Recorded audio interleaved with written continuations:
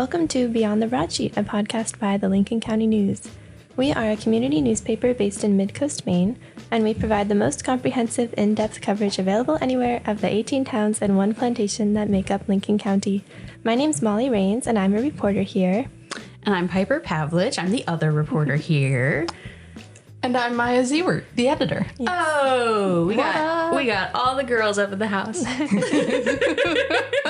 Yes, and the girls, we're going to tell you about some of the top stories from our May 8th edition of the paper. Mm-hmm. And then we're going to hear from our friend Mary Kate Reny, who's opening a new commercial kitchen in Damariscotta. I know, I'm excited to have her in here. Yes.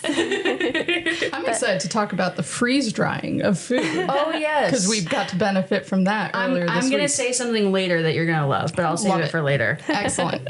Yes, before we get to freeze-dried candy, let's talk about some of the top stories from this week, starting with Liliana Thielander. Yeah, she was our character this week. She's a Bristol gal.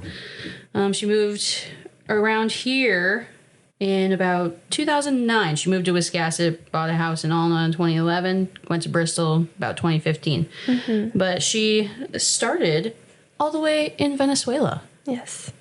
Yep, and she is a painter, a fine art painter. I think she uses a couple different media, and she teaches in Bristol. Yeah. And she's also the vice chair of the Lincoln County Republican Committee. Yeah. Yeah, and she's a mother, which, you know, considering... If you didn't know, Mother's Day is coming up. Yes. I hope you know. Well, the thing is, especially because this will drop the day after Mother's Day. So if this is the first you're hearing about it, you are already in trouble. Oh, no, I forgot. It is too late. Yeah. But, we specifically wanted to put a mother on the front page. And the timing kind of worked out just because last week we had a character piece by the one, the only Mr. Jonathan Riley coming back to us freelance style about Wendy Pay, who was involved in state politics as a Democrat and then continues to be involved locally on the Bremen Select Board as its chair. So it's like, all right, we had a Democrat last week. We have a Republican this week. Nice little balance on the front page. Yeah, making it work. Yeah. All right, Molly, you've got our next story up. What's going on? Big news in Damariscotta, because we had the Damariscotta Post-Cane awarded to Lila Blackman, who's a resident at Hodgson Green. Mm-hmm. She is 103 years old, and that makes her the recipient of the Post-Cane because it is a tradition to give this cane, it's like an ebony cane with a gold tip, this one's a replica, to the oldest person in a given town. And we've been doing that since we've been doing that since We've been doing it. 1909, which is 12 years before Lila was born. Oh my gosh. Oh yeah. It originates from the Boston Post, actually, which is quite interesting. Yeah. Yes. And so a couple different towns, at least locally, keep up the tradition as well. Yeah. Across New England, there's more than 500 towns that keep up the tradition, but the original canes, so the publisher of the Boston Post in 1909 sent 700 of these canes to different towns. He didn't send them to any cities, only towns. What and he up? said, give these to the oldest male resident in your town. Okay. And they did. And as you can imagine, an ebony cane with a gold tip that by design, the person who's holding onto it won't be holding onto it forever. They kind of started to disappear. Yeah. So not all of them their whereabouts are not all known at this point, but Damariscotta actually has theirs. That's wild. And they hand out a replica to keep it safe. Mm-hmm. And Lila herself, I got to go to this celebration of her receiving the cane. She's wonderful. She's a great singer. She's an artist. She's lived all over the U.S. and had a lot of jobs and 3 kids and a huge family. And she sang a song for us, which I'm not going to sing now. Aw, why not? But it was awesome. It was like a Girl Scout song about a little beggar girl. Wow. I want to bring up something you said earlier, that the publisher originally was like for the male residents. Yeah, I thought you had a great quote in there from Valerie Seibel, the president of the Damariscotta Historical Society, who's responsible for the original cane and presents Damariscotta's Boston Post cane, I really enjoyed how she addressed it. Yes, she was like, well, in 1930, after considerable controversy, eligibility was open to women. And then she was like, so Lila's 103, she's definitely a candidate. Yes. Yep. And so Lila said about a long life, because I feel like anytime we interview people who've made it past 100, we're like, what is it? You know, how can I do that? She said, you have to be happy, you have to be giving, and you have to keep moving. Words to live by. Yeah. Yeah. All right, Piper, what's going on around here? Oh, goodness. I say that, and it's perfectly fine. But the GSB School Committee approved a 2-year contract for a new principal over at Great Salt Bay. Darcy Dakin is going to be joining their staff in July, technically, is when her contract starts. She is succeeding Kim Schaff, who's the current principal, whose contract ends June 30th. So they approved her contract at their last meeting on May 6th, and unfortunately Darcy wasn't there, but I talked to Lindsay Johnston, the RSU 48 superintendent, and she told me that Darcy is currently the principal at Miles Lane School in Bucksport, and she has experience as a middle school teacher, special ed coordinator, principal, assistant principal, all these administrative things. And she's about to earn her certificate in curriculum coordination. So overall, Lindsay said she was a very strong contender for the job. So yeah, very exciting. We'll be welcoming in a new person pretty soon. Yeah. Very big meeting for the GSB School Committee. We hire a principal, we pass a budget, which we'll get to. Good gracious. Well, if we're being super specific, it was technically 2 different meetings. Oh, well, One right after the other. Do you want to talk about that now, just for continuity? Sure, I can. It was $13 million, and you both know it very well. Oh, yes. Oh, Maya knows it the best. Maya, listen. When it comes to education budgets, one of the business managers at AOS 93, Rick Kirsten, years ago, walked me through how to read them. And since then, I owe him so much because he's made it so that I know what to look for. They're built very well, etc. I have never seen a budget built as well as the RSU 48 budget, which is what the Great Salt Bay very detailed district budget is. Yeah, it's very clear and detailed. Yes. So last week I sat down with Lindsay for 90 minutes to just kind of walk through, this is the first time after a vote last summer that Bremen, Damariscotta, and Newcastle will be voting all together on pre-K through 12 education. It used to be that the 3 towns voted together for pre-K through 8, but then each separate town had to vote on its own secondary education budget. Plus, they also had to consider the AOS 93 budget with Noblesboro, Jefferson, Bristol, and South Bristol. But last summer, Bremen, Damariscotta, and Newcastle voted to leave AOS 93, create RSU 48. So this was the first time we had a pre-K through grade 12 budget for the 600 students those 3 towns are responsible for. So I didn't want to screw it up, so because it's already confusing enough, right? If you're unfamiliar with it, it's those 3 towns have always voted together on the education budget, and it's no, they haven't actually. So Lindsay was great, sitting down, walking me through the budget, just as here are the biggest drivers. So ultimately, I'm giving the budget overview before I throw it to you, Piper, who actually went to the meeting. Ultimately, by leaving AOS 93, the RSU 48 budget saves Bremen, Damariscotta, and Newcastle, I think it's $139,000 in administrative costs. However, unfortunately, what the committee had hoped would be a 8% increase in insurance, as they have budgeted for consistently over the years, was actually a 13.6 increase. No collective bargaining agreements were up. It was just health insurance companies being like, we're going up on rates. So that was the big driver of the increase.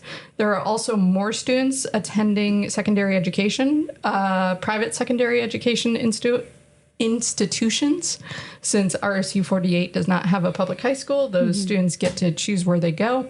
Some students go to public schools like Madomic, Wiscasset, Boothbay. Some choose private schools like Erskine, Lincoln Academy, right up the road in Newcastle, etc. So those are a couple of the big drivers of the budget. But ultimately, like, $13 million, that's what, 5.6% increase, give or take? That wasn't too bad when you consider all what the moving it parts. could have been. Yeah. So I didn't get any calls to complain about the budget article that ran last week, so I called it a win. It's a win. Piper went to the meeting. How did it go? I don't have much to say. It was about 30 minutes long. Interesting that nobody was confused. I was going to say. 2 people asked some clarifying questions, but that was about it. Yeah. And about 60 people showed up, and they just kept raising their hands. Like, that's a good turnout for an education budget. To take you all behind the curtain a little bit, Piper texted me when the meeting was done. I was still at the office, and she's like, yep, total of 45 minutes in and out, everything passed. And I was shocked and sent back, what? With a curse, which we will not repeat it here. We will not repeat it here because, those who know me know what I said.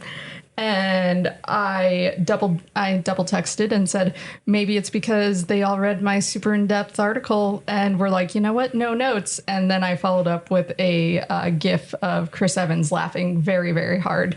And Piper loved it. And yeah. Yeah, I was like, probably. They just read the article and now they're just so educated. Yeah. Look, I'm a stickler for a couple things. Budget articles are them. And you know who else got to write a budget article this week? Miss Molly Raines. Oh, yeah. Let's talk about RSU 40. RSU 40. They have not had their budget meeting yet, but I wrote a little preview. And just to give you an overview, RSU 40 is looking at a $40,815,000 budget this year, which is an increase of $2,120,000 or 5.47%.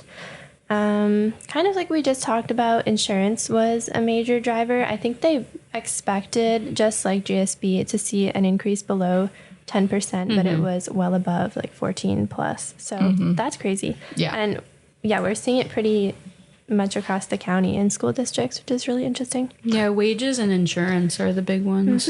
Yep, there was also some collective bargaining agreements up, and then within the budget, there's also uncertainty about different sources of federal funding, including like Title IX and Title I funds, which are federal funds for education that RSU 40 was receiving for a few reasons, partially because they're rural, partially because they serve a portion of students who are economically disadvantaged. And so they were using federal funds to cover some positions that now they're saying, because we don't know if these federal funds are going to come through, we're going to put those in the budget. So GSB did something similar with a reserve account just in case. They're feeling confident that even if there was an attempt to stop these funds from coming through, it would get tied up in court. I know, yeah, that's what Lindsay was saying last night. She was like, I think it would go on long enough. Yeah. But at the same time, I respect the we're going to be safe than sorry approach that everybody's taking. I mean, if you're being told we're not going to give you this money, it's kind of bold to then say, well, okay. But so RSU 40 just said, okay, I guess we'll try to figure out how we'll proceed if we don't get it. But and they also did create some reserve accounts. They did 3 different ones for different title funds that they might lose. And while they used money from fund balance to put into those, none of them would completely cover the cost if the federal funds don't come through. So we'll see what happens. And I have a quote from Assistant Superintendent Tom Gray, who was saying, usually we have more information by this point. This is a paraphrase. But we're getting down into the, quote, nitty-gritty. Yeah, we really are. So we'll keep you updated. Yeah. Piper. Yes. I want to talk about minibuses. What? Whatever for. I mean, I'm curious if listeners have been seeing mini Volkswagen buses on the roads of Bremen. I don't know if they have. They might have seen, okay. When I interviewed Joe Mitchell, who's the owner of Vintage Van Adventures over in Bremen, he took me out for a ride in one of the vans. So they might have seen me. But Joe moved to Bremen about a year ago, and he is getting his business, his van rental and parts business, up and running for the summer. And he specializes in Volkswagen buses. Yeah. Which are the minibuses, right? I'm not crazy. They're like those little like sausage-shaped buses. Well, they're kind of square, but... Sorry, I forget this is an audio medium, but I was just like making faces. I was like, I don't know. Okay. But what I can tell you is that this line of buses, which is, I am so sorry if I pronounce it wrong, but Volkswagen Westfalia vans, were manufactured from like the 50s to the early 2000s. And the ones he has 4 that he rents out specifically are from the 80s and 90s. Then he, purchased them and refurbished them to rent them out. He has such a cool story that I wish I could tell just like all of it. I could talk about it for hours and hours. You know what? They can pick up the They paper. can read it, yeah. But he's very cool. He's got a very cool, interesting story. He started with acquiring just a parts business, a car parts business. And, that eventually snowballed into, this van rental and parts business. And, it's so cool. Because I was like, I don't know anything about cars, Joe. And he told me so much stuff that I cannot even. But anyway, he acquired a parts business back in the 90s, sold it, got it back, sold it again. And then he the last time he sold it was because he wanted to pursue a career as an engineer because that's what he went to school for. But he always thought that the parts business was the one that got away, is what he said. Mm-hmm. So eventually he did get it back. And then he acquired another business, Vintage Van Adventures, which was in Brunswick. And now he's created this van and rental and parts business, Vintage Van Adventures. So exciting. Go rent a van. I wish I could. I'm 23. We get it. I feel so young. Not young. I feel so old. But I will tell you, while we were laying out upstairs, Paula Roberts, sports editor extraordinaire, turned to Chris Roberts, her husband, for publisher emeritus of the Lincoln County News, and said, Chris, we could rent one of these and drive cross country. And I was like, nothing would make me happier than a series about that. Please do this for all of us. There's a 1,500-mile allowance. Well, I still think Chris and Paula should drive cross country together. That would be great. But yeah, you can camp out in these vans. That's literally what they were designed for. So they're really cool. That'd be perfect. Very cool. So yeah. Guys, we got to keep clipping on. We got a guest coming. So I know. What's next? Molly. I want to shout out a girl named Molly. Not herself. No. Molly Olson, a licensed nail technician who just opened her shop in Waldoboro. And she was great to talk to. She's really fired up about having her own shop because she's kind of always dreamed of controlling the elements of her own space. She's really talented and she loves to do like really intricate nail art and Russian manicures, which, do you guys know what that is? I did not until I read it. I do. Yeah, it's like a dry manicure, which unfortunately I don't have that much background knowledge, but apparently usually when you get a manicure, they like soak your hands, but in a Russian manicure, they like exfoliate them dry and it's like very intricate and done. So she's really cool. She just opened up this shop, and if you want to book, you can go to nailsbymolly.square.site, and that's Molly with a Y, or the correct way. I think you're biased. But No. it was a lovely article, and it was a very funny moment because I realized I sort of know of Molly because my friend's she is the aunt of my friend's nieces and nephew on their mom's side. And so I was texting the niece and was like, hey, this is your other aunt. Like, this is your aunt on your mom's side, right? And she's like, oh, yeah. Do you want to see my nails? And sent me a photo, and they were so cool. So nail art, it's fun. I want to go get mine done. You should. 251 Jefferson Street. She's got signs up. She's really nice. And she has a very quiet, calm atmosphere in there. Which, some days we really need. Yes, yes. And I also want to mention another new friend of mine, and her name is Ivory Black, and she's a beautiful, beautiful, lovely cat. And you can go see her at Salt Bay Art Supply in Damariscotta, where she is the new shop cat. She was adopted by Salt Bay Art Supply owner Carol Yeager, literally last week, as we are recording this, and she is the most friendly, excited cat. She's like, I know they say like, oh, this cat's like a dog, but I walked into the store and she ran up to me and was like, please say hello. Oh. In the photos, it's like, oh, she is not a shy cat. Yeah, like, it's awesome. She was so comfortable with you from the jump. It's awesome. She's so sweet, and she's kind of filling an important niche there because some people might remember Salty Cat, who was this Maine Coon who lived at Salt Bay Art Supply for 18 years. And like when I say lived at, I mean like he lived there. It was his place. He would sleep on the counter. He would greet people. Everybody knew him. He was also a rescue. And he sadly died in, I think, September of this past year. So Carol and the people who loved Salty were kind of thinking, maybe we'll get a cat to replace him. And when she met Ivory, it was like, this cat, Ivory's 11 years old. Like, she's kind of on the older side for a cat, but she took to her new role very well. So I would advocate for people to go meet her. I'm allergic to cats, but I want to meet her. I am too.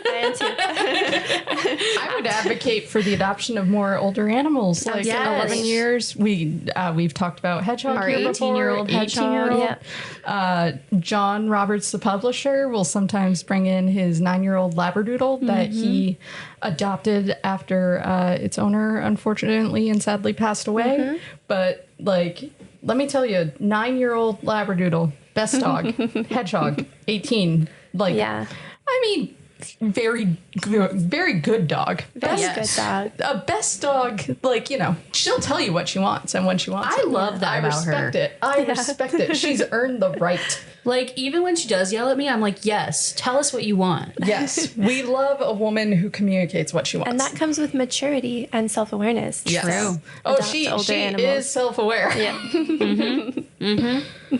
Oh, goodness. Yeah. I think we've got time for one more pipe dog. Yeah? Yeah. All right, let me tell you a tale about odd alewives in Waldeboro. Oh, boy. We've been waiting for this one. I love Sarah and John.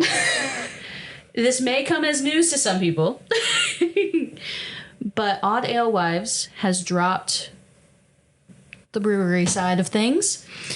But they're very optimistic about the future of the business. They want to focus a little more on the farm and kitchen aspect of the whole thing.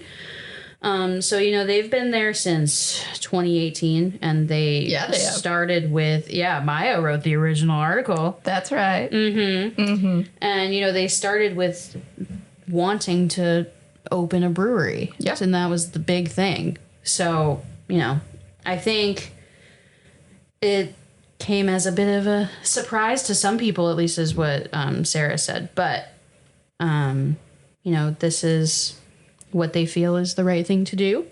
And they are very excited to open up for their season on May 8th, which will have already happened when you hear this. So go take a visit to Odd Alewives in Waldeboro. Oh, you know, by the time people are listening to this, that I already have. Oh, yeah. Yeah. They may not have their in-house brewery anymore, but they're offering a bunch of Maine-made brews on tap. So. And I think in the article it says that they want to expand on that throughout the years and like maybe go a little international from the sounds of it. Totally. Yeah. Totally. So go get yourself a drink.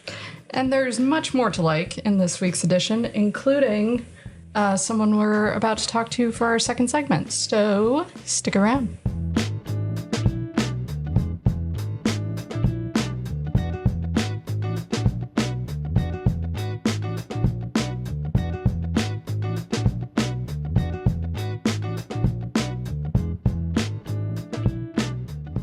All right, so joining us in the studio now is our friend Mary Kate Reny. How are you? I'm so good. Thanks, you, Joe. Okay, so if you haven't guessed it by now, Reny of Reddy's. But Mary Kate, how do people in this town know you? Oh, that's such a fun question.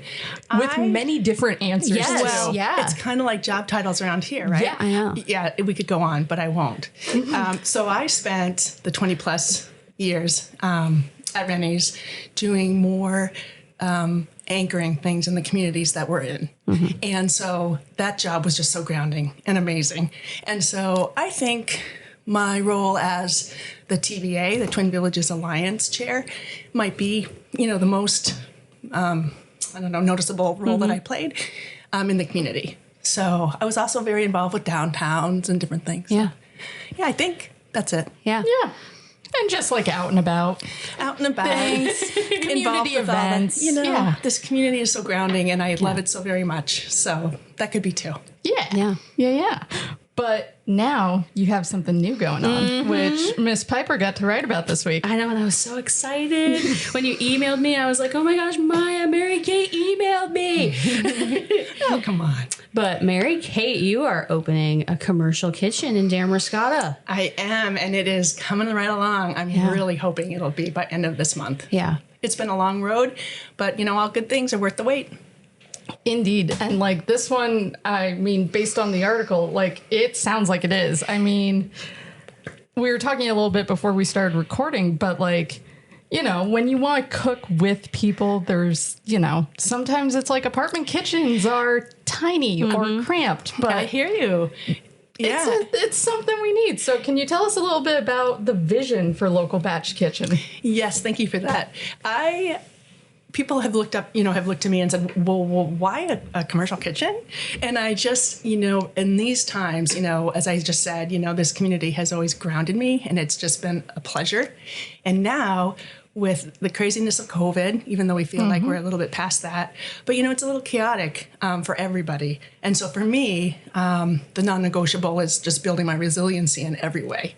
Yeah. And so when Chris, Bob, and I decided we were going to reinvest in this building, we really wanted the apartments to get fixed. We all know housing is where it's not at. Oh, yeah.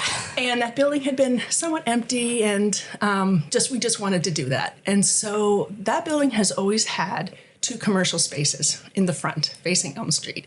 And we knew we were going to have a tenant in the upstairs, but the basement is, it's very cave-like.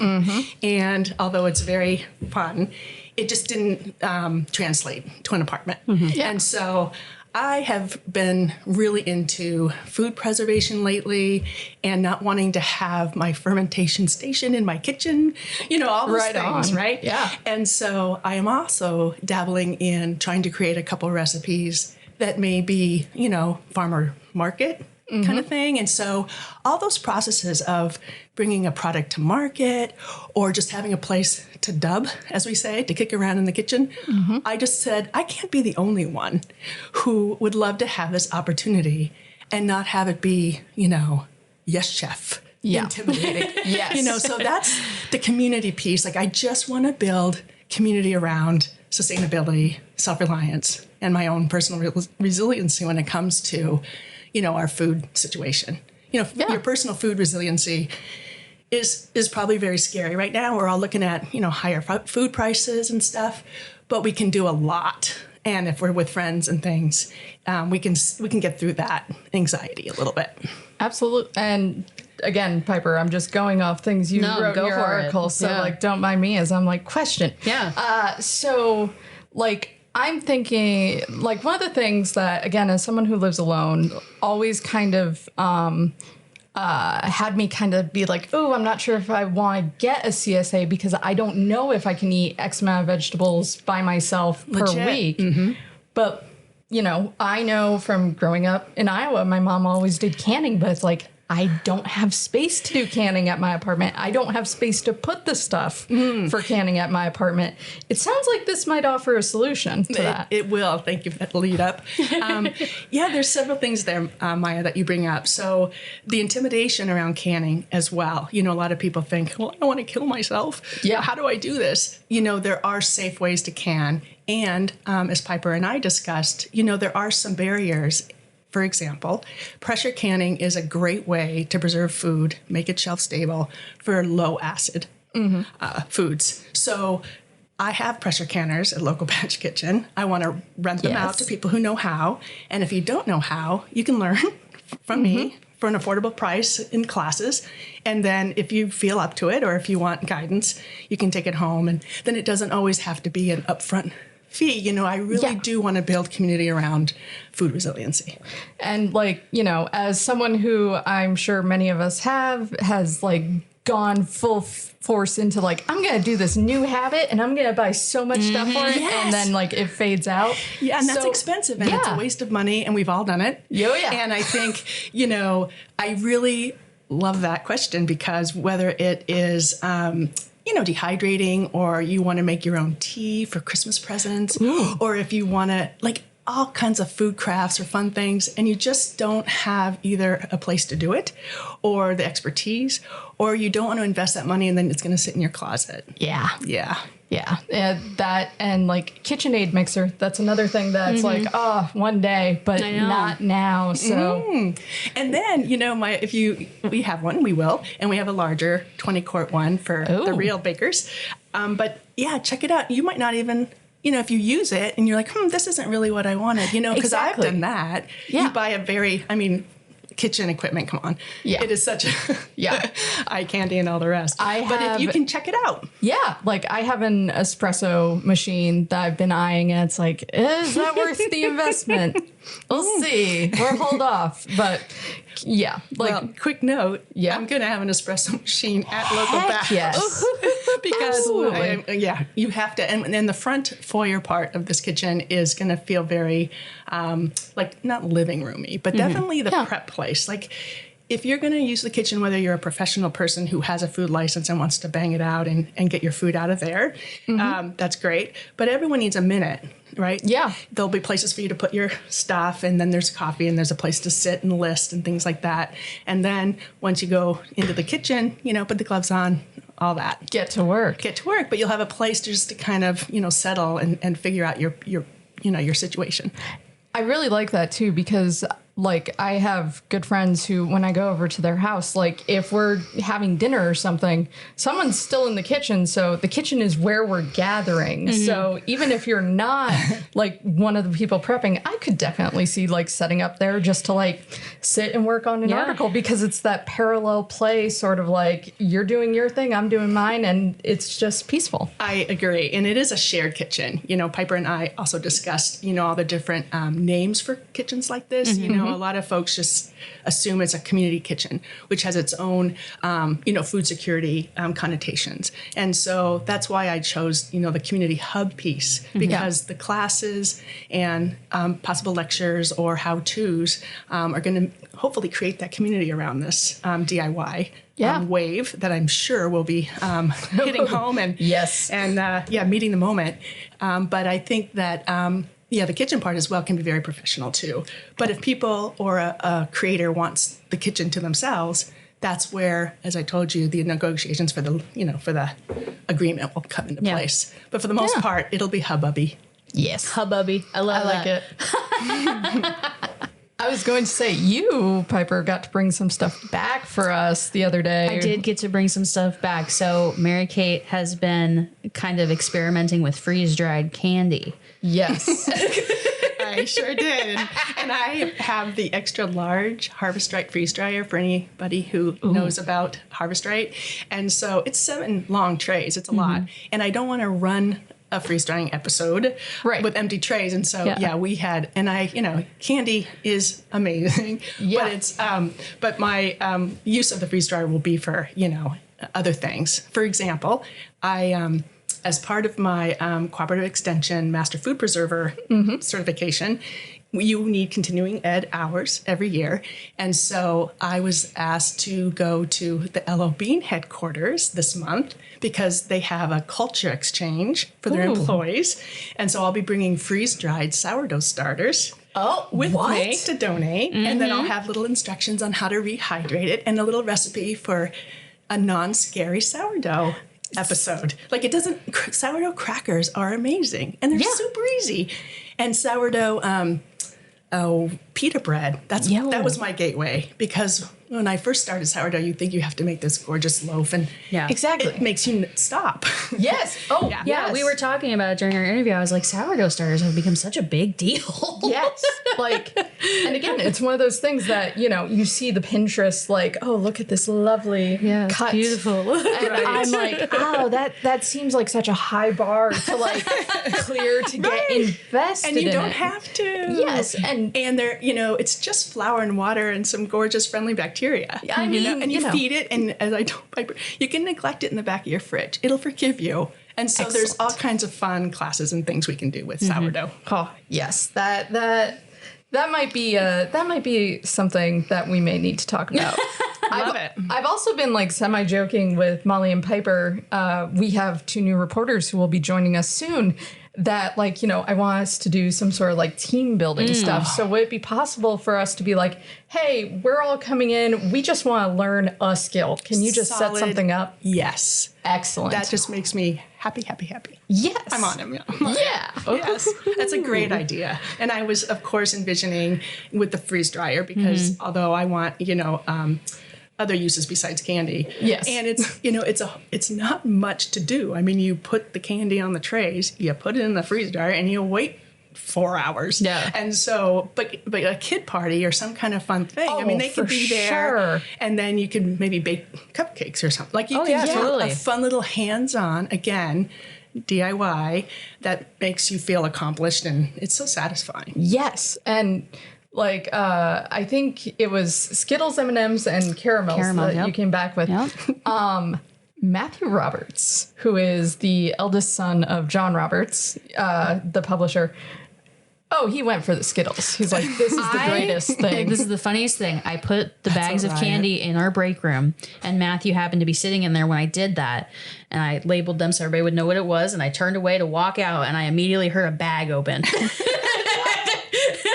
So we're very sorry to John and Kristen Roberts if your son came home sugared up. Everybody else still got to try some. Oh, yeah. But And I heard people talking about it. I heard people down in the office talking about it. The thing I wanted to tell you is someone who works on the production floor asked me if I had the freeze dryer and if I did that, because he wants to freeze dry Swedish fish. See, that is so funny that you say that, because Skittles are not my favorite. I mean, they are like a sugar, like. Oh, but if I'm going to eat candy, and it's rare, I'm a salty snack gal, but it's Swedish fish.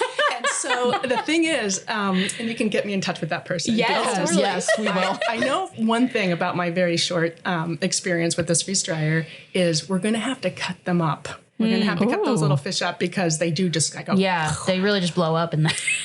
But I do know that people have freeze-dried gummy things, so Yeah. Interesting. yeah, stay tuned. Yeah. It was like I was saying to Piper yesterday, or whatever day, Monday. It's I don't know what day it it's is. a long week. I'm impressed. I'm just going to tell you. Some days it's like, oh, is the press running? It must be Wednesday. Like I'm a huge fan of like freeze-dried apricots. And so I'm like, but like those are bigger and they get smaller, and like this, I don't know if it's the sugar or whatnot, but they just explode. So Well, yeah, what the candy, is it? The candy does explode. I did do fruit first, just FYI, we were responsible Well, first. I was responsible first, but it is like candy. But we did strawberries and pineapple and peaches and cherries. What else did I do? Did you do bananas? I did do bananas and I did raspberries. Yeah. And they were all very good. The as you can imagine, the thicker ones like the peaches and, and the bananas and the cherries needed a little more time. But they can be, ground into a powder, which makes it really super easy for desserts or frostings or smoothies and stuff.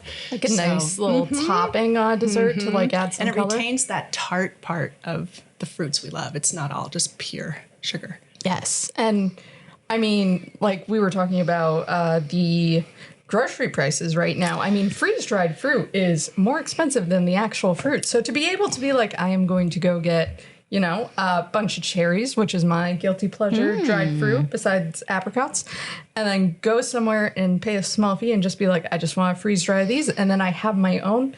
A, the personal satisfaction of doing it. B, the money saved. I'm all about it. It is. And, the packaging and all the rest. I mean, I just think that, And a lot of the time with the freeze dryer, and I'll have to evaluate, the pricing on using it, is it's not outrageous on the electricity yet. I will have that banked soon. But the fact is, it's just a lot of waiting. Yeah. And so, in the packaging, because it really can, as you probably know, get very soft from light, moisture, heat. And so doing it yourself, I have all the things you need to, to make sure it preserves long enough. But the fact is, without the packaging and the travel and all of that, it is more affordable. Yeah. I love it. And so what, pie in the sky, what's your ultimate goal for what would be the moment of yes, this is what I wanted? Yeah, that question. So I was really, when we were renovating this building and making sure that it was going to be back in service, we were close to keeping that basement an apartment or see how it could work. And that's when I said, we need to do something different. And I'm going to launch. I'm just going to go for it. And so for me, in a year from now, let's say, Maya, I hope to have as many customers, clients in the food creative world who need a commercial kitchen and they haven't decided to go with their next product or whatever because they just didn't have the space. I'm hoping to have a good roster of those people. And I'm really hoping to have enough space that works for people's schedules to both experiment, play, and learn. And so if Local Batch Kitchen is busy most of the day, most of the week, however that looks, because I'm going to be having the program schedule published as soon as I can for the class part. And then hopefully with your help with this lovely story and also the marketing that I'm going to be doing, people will then reach out to me and then try to schedule the time. So for me, the community hub aspect and having people be able to elevate their life's goal of making things and having a wider place to sell them would be the optimal result of this endeavor. Awesome. This was a really fun story to do because I interviewed Mary Kate and Marge over at Dragonfly Farm or Dragon Cove Farm. Dragonfly Cove Farm. Dragonfly Cove Farm. Both parts. In Dresden back when I first started this job. Oh, yes. That was one of your, that was one of my first stories. Oh, my God. And that is when she told me about this whole thing. She's like, I'm pursuing opening a commercial kitchen, and I'll let you know when it's ready for a story. Yes, and Nourishing Maine was a big part of creating this in my mind's eye. And in fact, I'm sure we'll have an episode at Local Batch. And we are in the process of reconfiguring length and again, meeting the need of 2025 with this special, with the show. And so it just dovetails beautifully. I mean, nourishing shows up in a lot of the way I wrote this out. Yeah.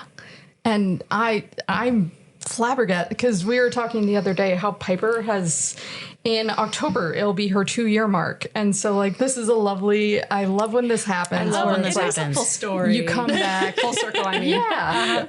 Oh man. It's always good when it happens. So Very cool I'm moment. happy. And it happens in Lincoln County. It happens here, right? This community is just, you see these beautiful stories all the time.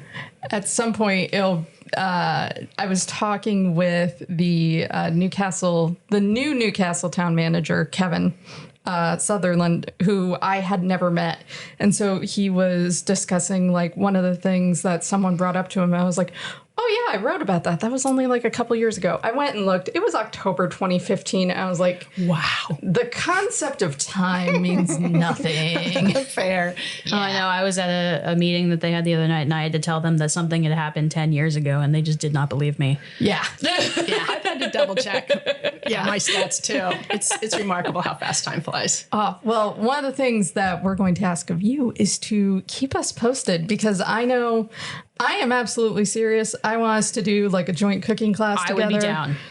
It was either that or paintball. I think this is better. Ooh, or do both. Or both. I was about to say that. Let's do both. Yeah. We'll stagger it out. But yes, definitely something that we can all get together and do. That way, the four of you can have a little bonding experience with some, adult supervision. that is me on occasion. We had a conversation the other day. This is very off topic, but I feel it will be entertaining. I was telling Molly and Piper they should watch The Pit. Starring Noah Wyle. Very good, very amazing show. And I said of ER fame, and they were both like, we never watched ER. Oh, no. And it's important to note, like, they are both, I am 32. They are both younger than me.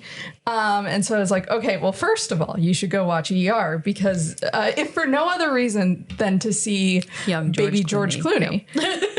And Noah. Oh, and Noah. Noah looking wonderful. Mm-hmm. So Molly looked up George Clooney from his ER days and said, oh, he is attractive in a way that told me she had never found George Clooney to be attractive. And I was like, goodness. We have found the age gap right here. I am feeling every year of it. It was so good. Well, since Molly's what, 25? 25, 26. Oh, so my goodness. Yeah. But as I am closer to George Clooney's age, I just say to myself, how does he get better looking the older? So it's so funny how, the different decades of our lives, it's just like, John, those guys. Yeah, that's the new generational divide. It's like, have you at one point or continue to find George Clooney attractive?